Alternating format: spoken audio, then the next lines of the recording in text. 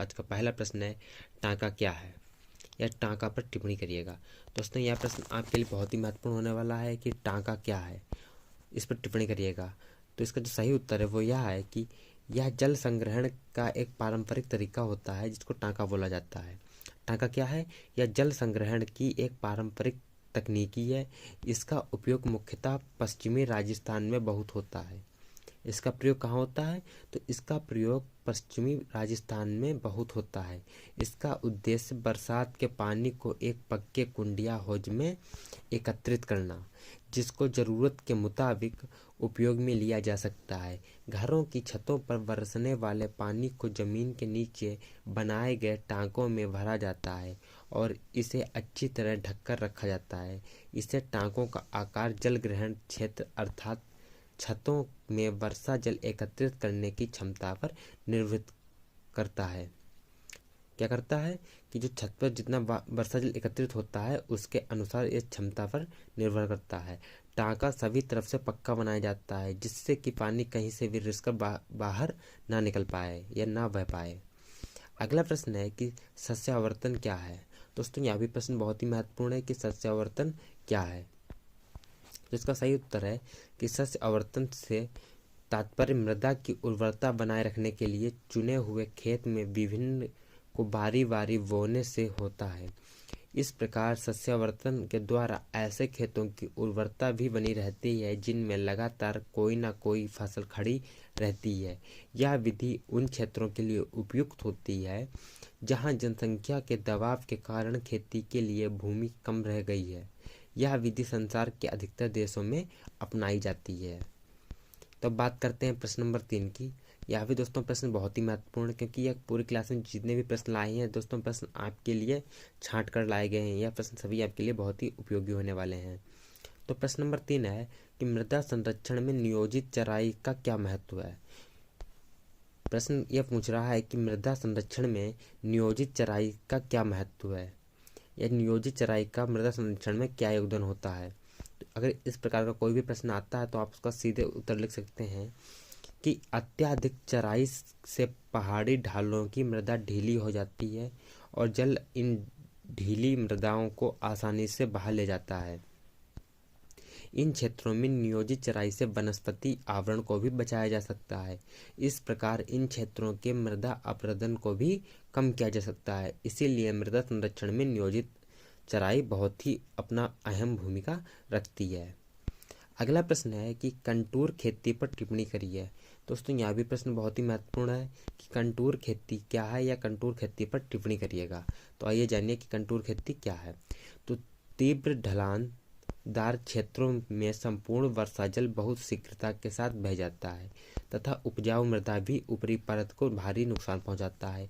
इन क्षेत्रों में खेतों की इलान के समांतर छोटे छोटे भागों में बांटकर सीढ़ी नुमा संरचना प्रदान की जाती है जिससे पानी का बहाव तीव्र नहीं हो पाता है और प्रत्येक खेत का पानी उस क्षेत्र में रुक जाता है।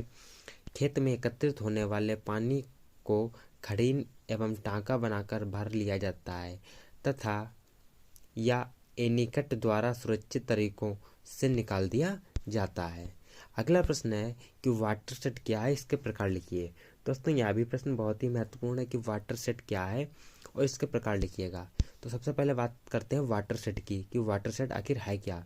तो वाटर सेट जल ग्रहण क्षेत्र का एक ऐसा ही एक दूसरा नाम है, अर्थात वाटर शेड या जल ग्रहण क्षेत्र का एक दूसरा नाम है और यह एक स्वतंत्र जल वैज्ञानिक इकाई होती है। इसे किसी भी विशेष जल धारा या नदी के जल निकास बेसिन या जल ग्रहण क्षेत्र के रूप में परिभाषित किया जा सकता है। सरल शब्दों में कहा जाए कि वाटर शेड उस क्षेत्र को कहते हैं जहां से किसी नदी या जल धारा जैसी विशिष्ट जल निकास प्रणाली के लिए जल आता है। वाटर शेड कुछ हेक्टेयर क्षेत्रफल के छोटे छोटे आकार का भी हो सकता है और बहुत बड़े आकार का भी हो सकता है जिसका क्षेत्रफल कई हजार हेक्टेयर में होता है। तो बात करते हैं वाटर शेड के आकार की। तो वाटर शेड को आकार, जल निकास और भूमिका उपयोग पैटर्न के आधार पर वर्गीकृत किया गया है। यह 5 प्रकार के होते हैं। जो पहला होता है वो होता है मिनी वाटर शेड जो कि 1 से 100 हेक्टेयर के अंतर्गत आता है, यानी कि जो मिनी वाटरशेड होता है वो 1 से 100 हेक्टेयर के अंतर्गत होता है। दूसरा है माइक्रो वाटरशेड, यह 100 से 1000 हेक्टेयर तक होता है। तीसरा है मिली वाटरशेड, यह 1000 से 10,000 हेक्टेयर तक होता है। चौथा है सब वाटरशेड, यह 10,000 से 50,000 हेक्टेयर तक होता है। और पांचवा होता है मैक्रो वाटरशेड, जो 50,000 हेक्टेयर से भी अधिक भूमि में होता है। उसके प्रश्न अगला है कि वाटर हार्वेस्टिंग के लिए किस प्रकार के स्थान का उपयोग करना चाहिए। दोस्तों यह प्रश्न बहुत ही महत्वपूर्ण है। यह प्रश्न आप कहीं पर नोट करना चाहते हैं नोट कर सकते हैं, अगर नहीं करना चाहते हैं तो हम आपको वीडियो की PDF टेलीग्राम चैनल पर प्रोवाइड करा देंगे, जिसे आप डाउनलोड करके PDF ले सकते हैं। और आपको टेलीग्राम चैनल की लिंक आपको नीचे डिस्क्रिप्शन बॉक्स में मिल जाएगी, जिसे क्लिक करके आप टेलीग्राम और व्हाट्सएप ग्रुप दोनों को ज्वाइन कर सकते हैं। तो प्रश्न है वाटर हार्वेस्टिंग के लिए किस प्रकार के स्थान का उपयोग करना चाहिए। तो दोस्तों यह प्रश्न का सही उत्तर है कि सामान्यतः वर्षा जल संग्रहण कहीं भी किया जा सकता है, अर्थात जो वर्षा का जल होता है वो कहीं पर भी एकत्रित किया जा सकता है, परंतु इसके लिए वे स्थल सर्वदा उपयुक्त होते हैं जहाँ पर जल का बहाव तेज होता है और वर्षा जल शीघ्रता से बह जाता है। इस प्रकार वर्षा जल संग्रहण के लिए निम्नलिखित स्थानों के लिए सर्वथा उपयुक्त होते हैं, जैसे कि नंबर 1 कम भूजल वाले स्थल जहाँ भूजल की कमी है। दूसरा है दूषित भूजल वाले स्थान जहाँ भूजल है वो दूषित है। तीसरा है पर्वतीय विषम जल वाले स्थल। चौथा है सूखा या बाढ़ प्रभावित स्थल। पांचवा है प्रदूषित जल वाले स्थल। और छठा है कम जनसंख्या घनत्व वाले स्थल। सातवां है अधिक खनिज व खारा पानी वाले स्थल। आठवां है महंगे पानी व विद्युत वाले स्थल।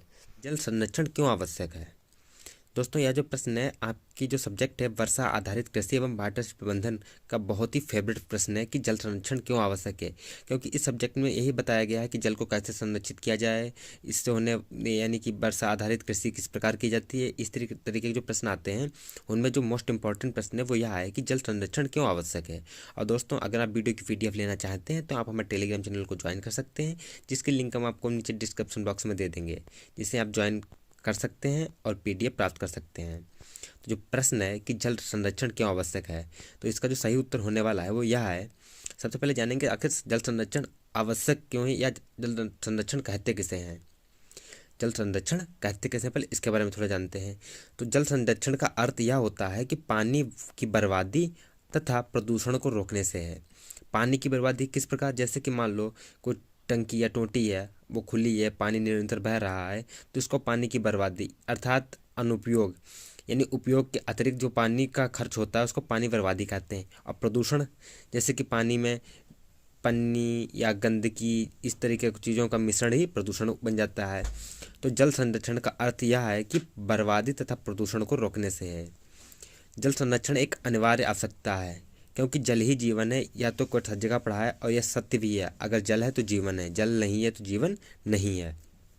इसलिए जल संरक्षण बहुत ही इम्पोर्टेंट यानी कि अनिवार्य आवश्यकता है जल संरक्षण की, क्योंकि वर्षा जल हर समय उपलब्ध नहीं होता है, क्योंकि जब बारिश होगी तभी वर्षा का जल एकत्रित होगा और हर समय वर्षा नहीं होती, इसलिए वर्षा जल होता है वो हर समय उपलब्ध नहीं रहता है।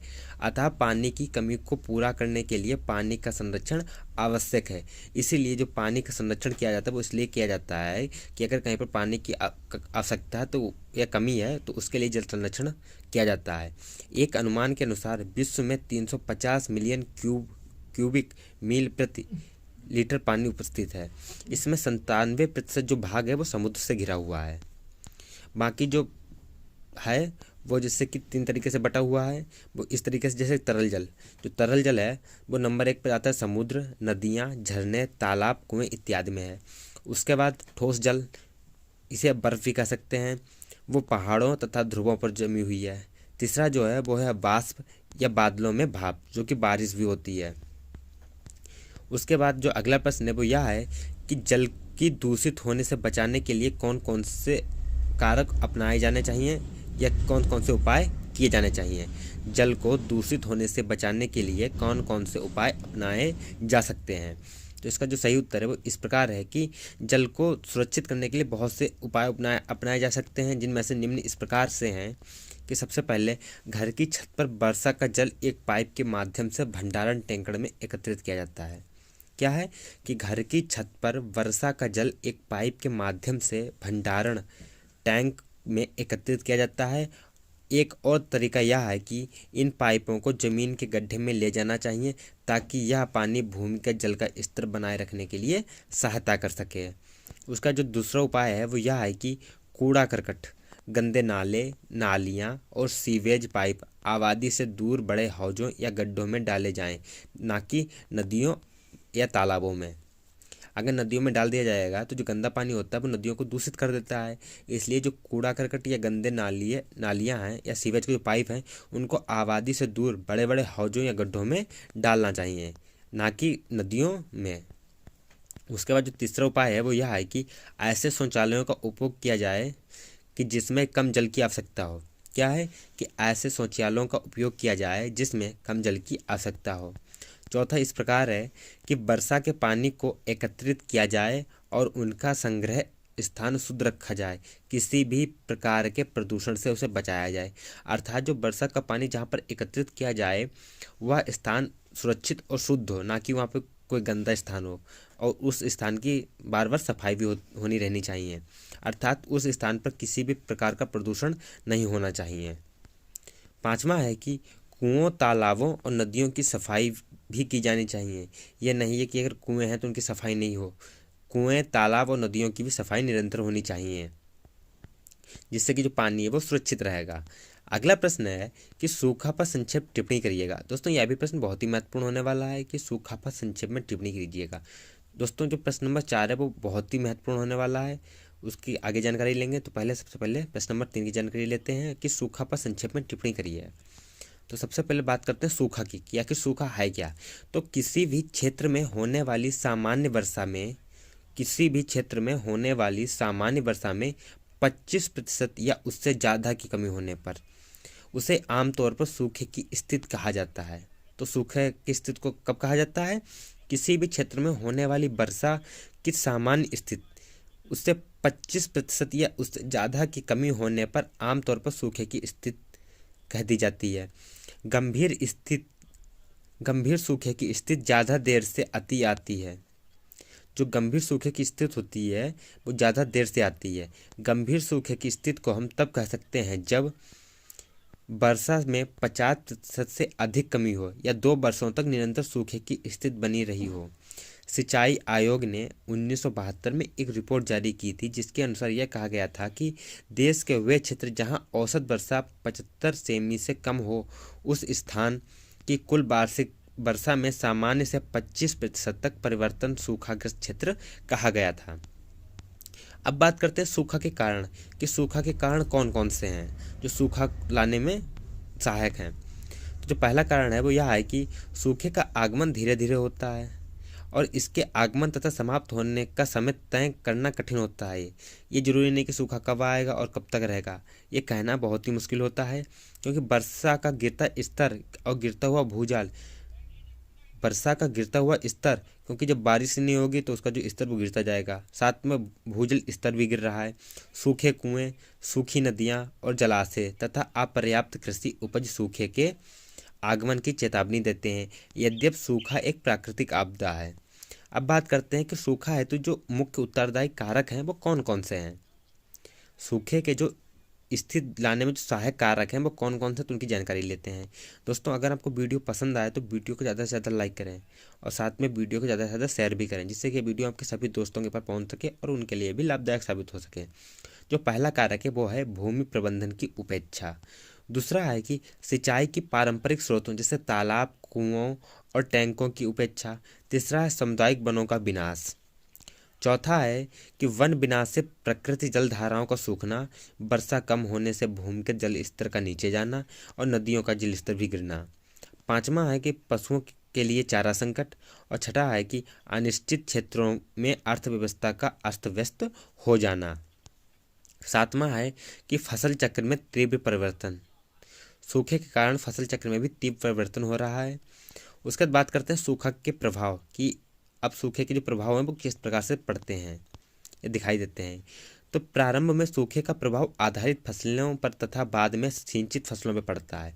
सबसे पहले जो प्रभाव पड़ता है वो आधारित फसलें, उसके बाद सिंचित फसलों में पड़ता है। जिन क्षेत्रों में वर्षा को छोड़कर वैकल्पिक जल स्रोत कम है, जहाँ कृषि को छोड़कर अन्य आजीविकाएं कम से कम विकसित हों, वहाँ सूखे की दृष्टि से सर्वाधिक असुरक्षित सूखा होता है।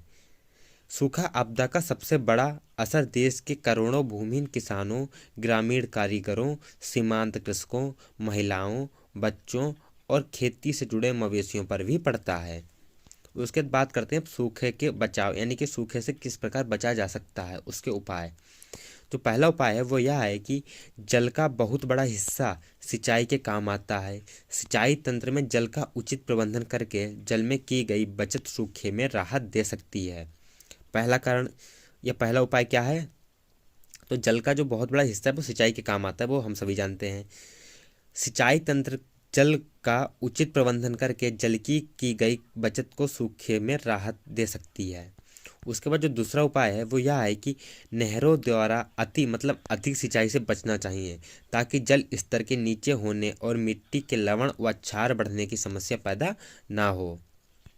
उसके बाद तीसरा है कि शुष्क एवं अर्ध शुष्क प्रदेशों में शुष्क कृषि प्रणाली अर्थात ड्राई लैंड फार्मिंग सिस्टम तथा बौछारी सिंचाई, स्प्रिंकलर लाइटेशन, टपकन सिंचाई, ड्रिपर ट्रिकलर इरिगेशन की व्यवस्था सूखे का कारगर मुकाबला कर सकते हैं। अर्थात इस पद्धति से अगर खेत की सिंचाई की जाए जिसमें कि जो उपज होती है वो अधिक होती है और जो जल का खर्च होता है वो कम होता है। उसके बाद बात करते हैं चौथा उपाय। तो चौथा उपाय है वो यह है कि पौधारोपण द्वारा अर्थात सूखारोधी फसलों की किस्म पौधारोपण द्वारा सूखारोधी फसलों की किस्म की कृषि करके सूखे के प्रभावों को सीमित किया जा सकता है। पांचवा यह है कि प्रत्येक दिन आपके द्वारा उपयोग किए जाने वाले पानी की मात्रा पर अधिक ध्यान रखना चाहिए। जी हाँ दोस्तों, हम सभी लोग जो पानी क्षय करते हैं अधिक से अधिक, वो नहीं करना चाहिए, क्योंकि आप जो प्रत्येक दिन पानी का उपयोग करते हैं वो उपयोग से ज़्यादा भी कर लेते हैं और उपयोग के बराबर तो करते ही सभी लोग, लेकिन उपयोग से ज़्यादा नहीं करना चाहिए, क्योंकि यह आगे चलकर हम सभी के लिए आगे चलकर संकट का कारण बनेगा। इसलिए जो पानी का उपयोग है वो सीमित करना चाहिए, ना कि असीमित। अब बात करते हैं प्रश्न नंबर 4 की, जो कि दोस्तों यह प्रश्न बहुत ही महत्वपूर्ण है कि मौसम विभाग ने सूखा को कितने वर्गों में विभाजित किया है। मौसम विभाग ने सूखा को कितने वर्गों में विभाजित किया है? तो इसका जो सही उत्तर है वो यह है कि मौसम विभाग ने सूखा को 3 वर्गों में विभाजित किया है। जो वर्ग वो इस प्रकार है। पहला वर्ग है सामान्य सूखा। जब सामान्य वर्षा से यथार्थ वर्षा का विचलन 11 से 25% के मध्य हो, उसे सामान्य सूखा कहते हैं।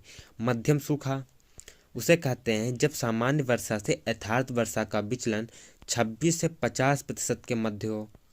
उसके बाद आता है प्रचंड सूखा। पहला क्या था? सामान्य सूखा, फिर था मध्य सूखा, अब आता है प्रचंड सूखा। जब सामान्य वर्षा से यथार्थ वर्षा का विचलन 50% या उससे अधिक हो, उसको प्रचंड सूखा कहा जाता है। तो मौसम विज्ञान ने सूखा को कितने भागों में विभाजित किया है? तो मौसम विज्ञान ने सूखा को 3 भागों में विभाजित किया है। पहला भाग है सामान्य सूखा, दूसरा है मध्यम सूखा और तीसरा है प्रचंड सूखा। अब बात करते हैं प्रश्न नंबर 5 की कि प्रश्न नंबर 5 क्या है। जी हाँ दोस्तों, यह भी प्रश्न बहुत ही महत्वपूर्ण है कि मौसमी सूखा क्या है या मौसमी सूखा किसे कहते हैं। तो मौसमी सूखा क्या है? तो भारतीय मौसम विभाग के अनुसार मौसमी सूखा वह दशा है जब किसी क्षेत्र की सामान्य वर्षा से वास्तविक वर्षा 75% कम हो। यह सूखा वर्ष की मात्रा के अलावा वर्ष की प्रभाविता पर भी करता है।